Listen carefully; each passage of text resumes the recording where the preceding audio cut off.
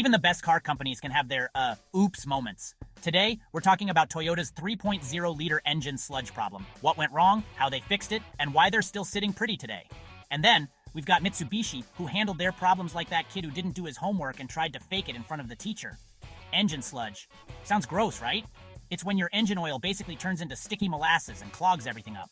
Think of it like having peanut butter in your engine. Not great for performance. And this gunky mess hit Toyota hard in the late 90s and early 2000s. So, what caused it? The culprits were Toyota's 3.0-liter V6 1MZFE and 2.2-liter 4-cylinder 5SFE engines. These engines ran hotter than a smartphone left in the sun, which caused the oil to break down faster. Add in poor ventilation, and things got clogged up real fast. If you weren't keeping up with your oil changes, or if you used the bargain bin oil, you were basically asking for a sludge fest under the hood. Now, here's where Toyota showed they weren't just going to stick their head in the sand. In 2002, they launched the Special Policy Adjustment Program. Basically, they said, hey, if your engine's gummed up, bring it in and we'll clean it out, or even replace it for free. This wasn't some we'll think about it offer. It covered vehicles for up to 8 years or unlimited miles. That's some serious customer love. Toyota knew they had to fix the mess, and fast. They didn't hide it, they faced it head on and got their customers back on the road.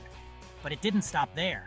In 2007, Toyota settled a class action lawsuit covering 3.5 million vehicles. They paid out for engine repairs that had already been done and made sure nobody got left hanging.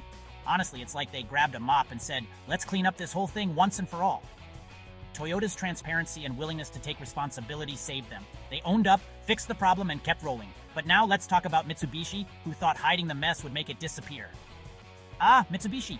They had their own problems, but instead of fixing them, they chose to sweep it under the rug. And not a small rug either. Between 1977 and 2000, they hid safety defects from the public, including faulty brakes, fuel tanks, and clutches, affecting over 160,000 vehicles. That's not just a mistake, that's a disaster waiting to happen. It's like pretending a leak in your roof doesn't exist, hoping it'll just fix itself. Spoiler alert, it doesn't.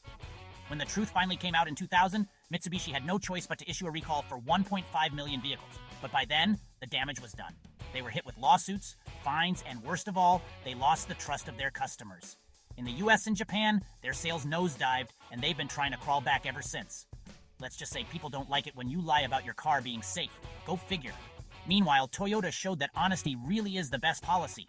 They took their lumps, fixed the problem, and made sure it didn't happen again. Mitsubishi, they tried to cover it up and it blew up in their face. Now, Toyota is still the world's largest automaker, and Mitsubishi is, well, still here, but just barely. Toyota learned from the sludge issue, redesigned their engines, and kept moving forward. Mitsubishi's still trying to dig themselves out of the hole they made. So at the end of the day, when it comes to car problems, it's not if you'll have them, it's how you handle them.